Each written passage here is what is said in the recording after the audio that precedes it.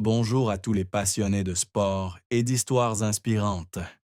Bienvenue dans la vidéo d'aujourd'hui où nous explorerons ensemble le parcours émouvant d'une légende de l'escrime française, Laura Flessel-Kolovic, une vie brillante, mais aussi profondément blessée. Des coups d'épée tranchants sur le ring aux décisions politiques audacieuses. L'histoire de Laura est un témoignage vivant de résilience, de passion et de douleur silencieuse. Si vous aimez les histoires profondes et ne voulez manquer aucune de nos vidéos, abonnez-vous à notre chaîne dès maintenant. Commençons ce voyage. Laura Flessel-Kolovic, née le 6 novembre 1971 à Pointe-à-Pitre, en Guadeloupe, a grandi sur une île ensoleillée, mais aussi pleine de défis. Née d'Édouard Flessel, météorologue, et de Marie-Eva Flessel, enseignante, Laura était l'un des 4 enfants d'une famille de la classe moyenne mais modeste. Dès son plus jeune âge, elle se décrivait comme un garçon manqué, plus intéressé par la course et l'exploration que par les jeux légers. Mais la vie en Guadeloupe, enclave française des Caraïbes, n'était pas toujours facile. La famille vivait dans une petite maison où les repas se composaient souvent de poissons grillés et de patates douces, reflétant la simplicité, mais aussi la difficulté de leur situation. L'enfance de Laura fut marquée par une joie innocente, mais aussi par les pressions financières et les attentes élevées de ses parents, qui voulaient qu'elle dépasse les limites de la petite île. La plus grande souffrance de Laura fut celle des traumatismes personnels et de la discrimination. Enfant, Laura vit sa mère, Marie-Eva, se débattre avec le ridicule des origines caribéennes de sa famille. Personne de couleur dans une société où la race était encore une barrière. Laura se sentait souvent isolée lors des compétitions d'escrime locales. À 10 ans, un entraîneur refusa de l'entraîner, affirmant qu'une fille de Guadeloupe n'irait jamais loin. Ces mots furent un coup de poignard au ventre, laissant Laura en larmes dans sa chambre, mais ils allumèrent aussi une flamme de détermination. Elle se disait qu'elle prouverait sa valeur au monde, non seulement pour elle-même, mais aussi pour ceux qui, comme elle, étaient négligés. Un autre chagrin survint en 1990, lorsque Laura, à 19 ans, décida de quitter la Guadeloupe pour poursuivre une carrière d'escrimeuse en métropole. Quitter sa famille, et notamment sa mère, qui avait toujours été son plus grand soutien, fut une blessure profonde. Laura se souvient des longues nuits parisiennes, dans un petit appartement froid, où elle s'asseyait près de la fenêtre, regardant les rues inconnues et pleurant de nostalgie.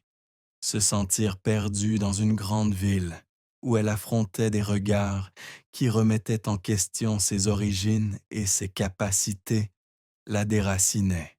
Mais ce sont ses souffrances, la discrimination, la séparation d'avec sa famille, le rejet, qui ont fait de Laura une femme résiliente, prête à se battre sur le terrain et dans la vie.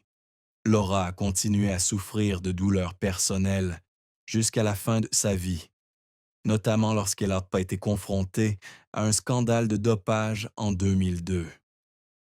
Elle a été suspendue de compétition pendant 3 mois après un contrôle positif à la choramine glucose, une substance interdite en vente libre en France.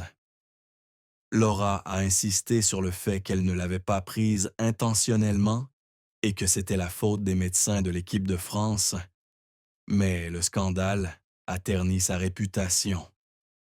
Un jour, seule dans son vestiaire, les larmes aux yeux, elle a lu des articles la qualifiant d'imposteuse. Se sentir trahie par le système même pour lequel elle avait travaillé a dévasté Laura, mais lui a aussi appris à se relever plus forte. Ses souffrances, d'une enfance difficile aux défis de sa carrière, ont façonné Laura Flessel-Kolovic, faisant d'elle une icône de résilience et de courage.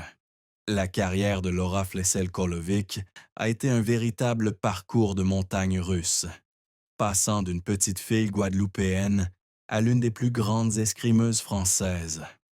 Laura a commencé l'escrime à l'âge de 6 ans, après avoir vu par hasard un clip de la légende de l'escrime Jean-François Lamour à la télévision. Fascinée par l'élégance et la puissance de ce sport, elle a convaincu ses parents de la laisser s'inscrire dans un club d'escrime local. En quelques années, Laura est devenue championne de Guadeloupe dans plusieurs catégories d'âge, grâce à des coups d'épée d'une rapidité fulgurante qui lui ont valu le surnom de la guêpe pour son style de frappe unique, ciblant les jambes de ses adversaires. En 1990, Laura s'est installée en métropole, a rejoint le Racing Club de France et s'est entraînée à l'INSEP, le principal centre de formation d'athlètes français.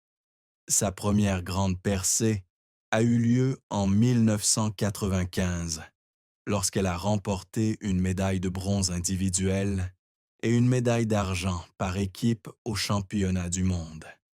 De La Haye, aux Pays-Bas.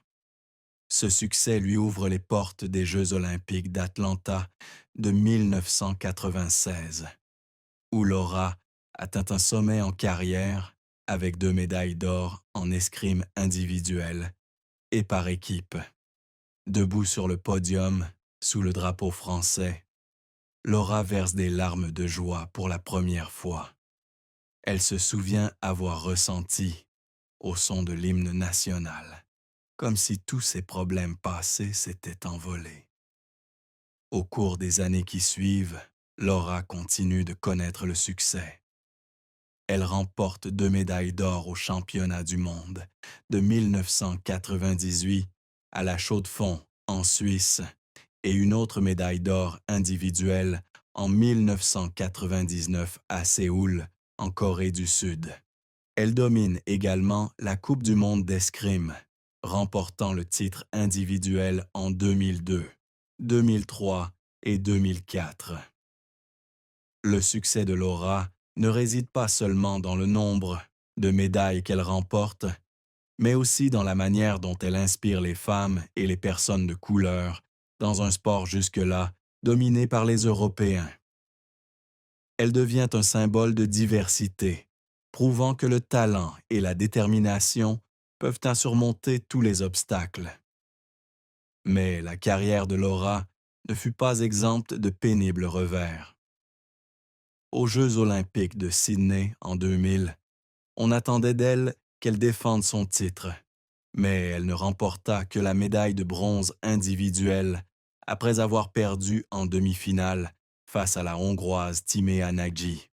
Cette défaite laissa Laura en larmes dans les vestiaires, non pas à cause de la médaille, mais parce qu'elle estimait ne pas avoir été à la hauteur des attentes de ses fans et d'elle-même.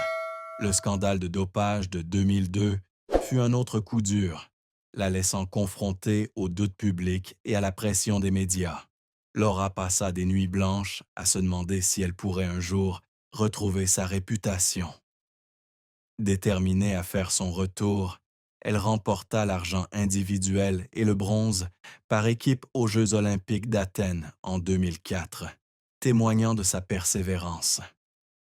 Son succès aux Jeux olympiques de Londres en 2012, où Laura fut choisie comme porte-drapeau de la France, marqua une nouvelle étape. Bien qu'elle n'eût pas de médaille, elle se battit de toutes ses forces à 40 ans, laissant une dernière trace avant de prendre sa retraite. Les larmes de Laura lors de la cérémonie de clôture n'étaient pas le fruit du regret, mais la fierté d'avoir pleinement vécu sa passion. Après sa retraite, Laura s'est tournée vers la politique et a été ministre des Sports de 2017 à 2018. où elle a continué à œuvrer pour le sport et l'égalité. La carrière de Laura, ponctuée de succès éclatants et de quelques larmes face à ses échecs, témoigne d'un esprit inflexible. Laura Flessel-Kolovic a épousé Denis Kolovic, un journaliste français, en 1996, peu après son triomphe aux Jeux olympiques d'Atlanta. Leur mariage a débuté par une histoire d'amour, lorsque Denis, qui travaillait pour Le Progrès de Lyon, a rencontré Laura lors d'une interview après un tournoi à Paris. L'intelligence et le soutien de Denis ont conquis Laura, et ils sont rapidement devenus une source de motivation mutuelle. Laura a confié dans une rare interview, en 2010, que Denis était la seule personne capable de la réconforter après une longue journée sur le court. Ils ont accueilli leur fille, Leilou, en 2001, et Laura a souvent dit que c'était dans sa famille qu'elle trouvait la force de surmonter toutes les épreuves. Mais en 2015, Laura a vécu une douleur indescriptible lorsque Denis a appris qu'il était atteint d'un cancer du poumon. La maladie, découverte après des mois de toux et de fatigue chez Denis, a été un choc immense pour Laura. Lors d'une rare apparition à la télévision française, Laura, les larmes aux yeux, a confié: Denis est celui qui m'a tenu la main dans toutes les tempêtes, mais maintenant, je dois lui tenir la main dans la plus grande. Elle a raconté que Denis, affaibli par la chimiothérapie, avait tenté de sourire et lui avait dit: Tu dois continuer à te battre, comme tu le fais toujours sur le ring. Ces mots ont fait pleurer Laura à l'hôpital, impuissante face à son être cher qui s'affaiblissait progressivement. Laura passait beaucoup de temps avec Denis, annulant ses engagements professionnels pour s'occuper de lui. Elle s'asseyait souvent à son chevet, lisant de vieux articles sur Denis ou se remémorant leurs débuts ensemble. Mais le cancer, avec sa cruauté, ne leur laissait pas beaucoup de temps. Denis est décédé en 2016, laissant à Laura un vide incommensurable. Lors d'un discours prononcé plus tard, lors d'une soirée caritative, Laura s'est étranglée. J'ai perdu mon plus grand compagnon, mais je promets de vivre pour lui et pour notre fille. La douleur de la perte de Denis, ainsi que les larmes que Laura n'a pu retenir, ont marqué un chapitre tragique de sa vie, mais aussi un témoignage de l'amour profond qu'il partageait. Le mariage de Laura Flessel-Kolovic et Denis Kolovic a été un voyage émotionnel, à la fois magnifique et tumultueux. Lorsqu'ils se sont rencontrés en 1995, Laura était au sommet de sa carrière et Denis était un jeune journaliste passionné. Leur amour s'est épanoui au fil de conversations sur le sport, la culture et les rêves. Denis, avec son esprit et son humour, est devenu la personne avec qui Laura pouvait partager toutes les pressions du ring et de la vie. Ils se sont mariés lors d'une cérémonie simple à Paris, en présence de leur famille et de quelques amis proches. Laura a dit un jour que Denis était la seule personne capable de la faire rire, même lorsqu'elle venait de perdre un match important. Mais leur mariage n'a pas toujours été de tout repos. La pression de la carrière de Laura, avec ses déplacements constants et l'attention médiatique constante, les a souvent éloignés. Denis, bien que soutenant sa femme, s'est parfois senti éclipsé par son aura. Lors d'une dispute en 2000, Denis dit à Laura: « Je suis fier de toi, mais parfois j'ai l'impression de n'être qu'une petite partie de ton immense monde. » Ces mots blessèrent Laura, qui réalisa qu'elle avait involontairement négligé son mari, qui l'avait toujours soutenu. Ils passèrent des mois à essayer de recoller les morceaux, suivant des thérapies conjugales et passant du temps ensemble en Guadeloupe, où ils retrouvèrent leur premier amour. Un autre aspect négatif de leur mariage fut le stress du scandale de dopage de 2002. Laura se sentit trahie lorsque Denis, sans la critiquer ouvertement, exprima sa déception de ne pas avoir été plus prudente avec ses médicaments. Elle pleura lorsque Denis lui dit « Tu es la personne la plus forte que je connaisse, mais tu dois apprendre à te protéger. » Cependant, l'amour et la compréhension les aidèrent à surmonter cette épreuve.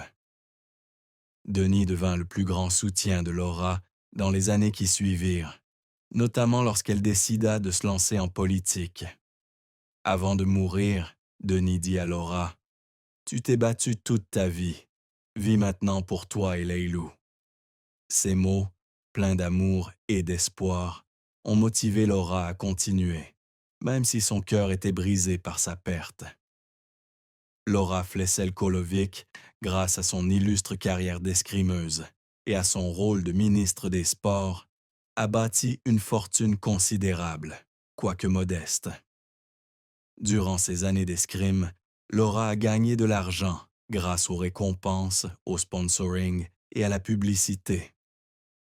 Elle a été l'égérie de marques de sport comme Adidas et de plusieurs agences de voyage à Paris, où elle travaille depuis sa retraite. Ses contrats, ainsi que ses médailles olympiques et mondiales, ont assuré à Laura un revenu stable. On estime qu'à son apogée, elle gagnait environ 300 000 € par an grâce à ses activités sportives. Après sa retraite, Laura a continué à bâtir sa fortune grâce aux conseils sportifs et à des projets médiatiques. Elle travaille chez Lagardère Paris Racing, où elle est rémunérée en tant que conseillère et a participé à des émissions de télévision comme Danse avec les stars, qui lui ont rapporté des revenus importants. Ministre des Sports de 2017 à 2018, Laura percevait un salaire d'environ 10 000 € par mois, assorti des avantages d'un haut fonctionnaire. Elle possède également un appartement de luxe à Paris, d'une valeur d'environ 1,5 million d'euros, et une maison de vacances en Guadeloupe, où elle revient souvent pour trouver la paix. De plus, Laura a investi dans plusieurs petits projets immobiliers en France et aux Caraïbes, ce qui lui permet de préserver sa stabilité financière. Laura consacre également une partie de sa fortune à des œuvres caritatives. Elle a fondé l'association Ticolibri, qui soutient les clubs d'escrime en zones défavorisées et contribue à des organisations telles que Handicap International et AMREF Flying Doctors. Bien qu'elle ne fasse pas partie des athlètes les plus riches du monde,